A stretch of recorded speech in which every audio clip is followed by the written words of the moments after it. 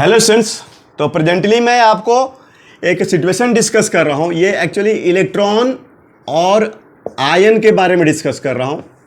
इसका एक्चुअली मैं motion discuss करने वाला हूँ, राइट। और वो भी जानते हो कहाँ, कैपेसिटर्स के अंदर में। जैसे ये देखो, आपका ये कैपेसिटर है, राइट।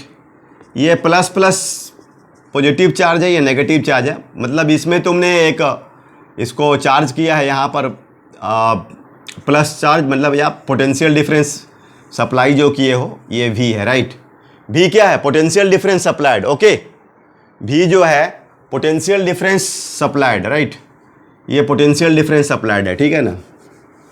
ऊपर वाला जो प्लेट को है तुमने नेगेटिव चार्ज पर रखा है, पॉजिटिव चार्ज पर है, इसको नेगेटिव। चलो ये ऐसा करो। अब एक ना, ये मान लो इसका जो सेपरेशन है, ये सेपरेशन तुम इसको ले लो, कितना D ले लो भाई, ठीक है।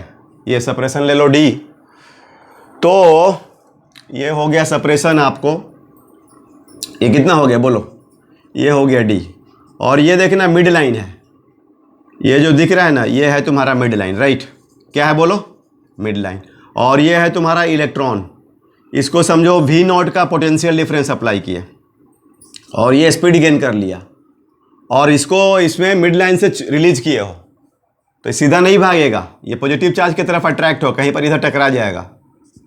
ये डिस्टेंस मान लो L, ठीक है। अब मुझे तुम लोग ये बताओ कि अगर इलेक्ट्रॉन के बदले कोई नेगेटिव आयन, अभी देखो प्रेजेंटली क्या ले इलेक्ट्रॉन ना, अब बता नेगेटिव आयन लोगे तो उसके लिए L का वैल्यू क्या होगा, ये डिस्कस करना है, राइट। उसके लिए L का वैल्यू नेगेटिव आयन के लिए, ठीक है। नेगेटिव आयन के लिए L का वैल्यू क्या होगा, ये पता करना है, राइट। तो मुझे बताओ, पहले L का एक्सप्रेशन फाइंड करोगे ना। कैसे फाइंड करोगे? देखो इसके लिए तुम्हें क्या करना पड़ेगा बताऊं, पहले इसका स्पीड निकाल लो। चलो तो बताओ, इसको तुमने पोटेंशियल डिफरेंस कितना सप्लाई किया है, ये V0 पोटेंशियल डिफरेंस अप्लाई किया है, तो मतलब ये एनर्जी कितना दिया, EV0, तो 1/2m। और स्पीड ले लो V डैश, तो V डैश का स्क्वायर, राइट। तो 2eV0m, ये क्या हो गया तुम्हारा, V डैश हो गया, स्पीड हो गया। चलो अब क्या चाहोगे तुम, अब ये देखना है कि तुमको ये y डायरेक्शन में, ये बताओ वो ट्रेजेक्ट्री, तुमने तो सीधा फेंका था ना, तुमने तो इसको सीधा ऐसे फेंका था, लेकिन ये y डायरेक्शन में टर्न लिया है, तो इसका मतलब एक्सेलरेट किया है। तो y डायरेक्शन में आपका एक्सेलरेशन इन y डायरेक्शन क्या होगा? अच्छा ये इलेक्ट्रिक फील्ड बताओ, ये जो आपका इलेक्ट्रिक फील्ड होगा, ये आपको इसमें ये इधर होगा, डाउनवर्ड होगा, ये इलेक्ट्रिक फील्ड होगा। और इलेक्ट्रॉन पर कहाँ चार्ज फोर्स लगेगा? ऊपर की तरफ। तुम लोग को पता है कि अगर इलेक्ट्रिक फील्ड ये है तो इलेक्ट्रॉन पर फोर्स कहाँ लगेगा? ऊपर। और इलेक्ट्रिक फील्ड कितना होगा? E = V/D। बोलो E = कितना आ गया? V/D। तो अब मुझे बताओ कि V क्या है, बताओ। V तुम्हारा हो गया potential difference between the plates of capacitor. V हो गया potential difference between plates of capacitor, right, between plates of capacitor. चलो इलेक्ट्रिक फील्ड मिल गया। और बताना, देखना इलेक्ट्रिक फील्ड कहाँ काम कर रहा है? डाउनवर्ड काम कर रहा है, लेकिन ये एक्सेलरेशन कहाँ काम करेगा?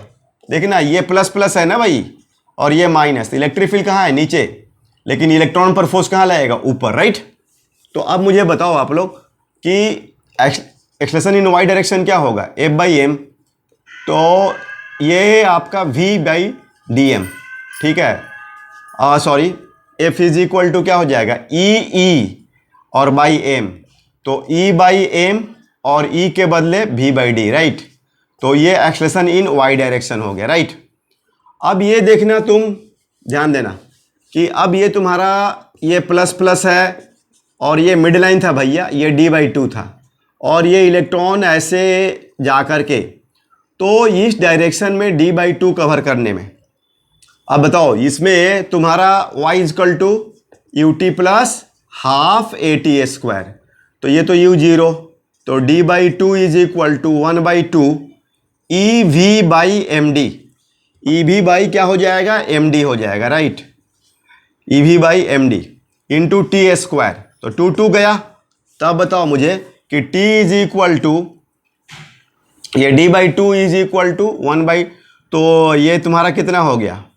d² m/ev का रूट। ठीक है, अब ये तुम ऐसा करो, अब तुमको ये निकालना है L, तो L इज इक्वल टू, इसको कवर करने के लिए कौन रिस्पॉन्सिबल है, V डैश, स्पीड इन, तो L is equal to V dash into T हो जाएगा। तो T का तो वैल्यू तुमने निकाल लिया ये वाला, अब उसमें वैल्यू पुट कर दो, V डैश का वैल्यू देखो ये कितना है तुम्हारा, बोलो, L is equal to V dash into T, L is equal to V dash into T, तो बताओ L is equal to 2EV0/m, and ये T का वैल्यू, इसको भी अंडर रूट, मतलब रूट के अंदर में, तो d² m एंड तुम्हारा कितना EV, तो E गया और m गया, तो इसका मतलब क्या हुआ कि आपका L is equal to under root 2V0 d²/v। ये ध्यान देना, ये जो potential difference given to charge, ये चार्ज को और ये कैपेसिटर को, मतलब ये आपको चार्ज पर डिपेंड नहीं कर रहा है, मास पर डिपेंड नहीं कर रहा है, इसलिए चाहे इलेक्ट्रॉन लो चाहे नेगेटिव आयन लो, वो L का वैल्यू वही रहेगा, वो जाकर के वहीं पर टकराएगा। ठीक है, तो आई होप कि आपको ये समझ में आ गया होगा कॉन्सेप्ट। ठीक है, तो कोई नया चीज़ नहीं है, आपका ये मोशन ऑफ चार्ज पार्टिकल आपको इनसाइड द कैपेसिटर्स है। ठीक है, तो ये है अपना कॉन्सेप्ट इसमें। ठीक है ना, ओके, थैंक यू, चलो।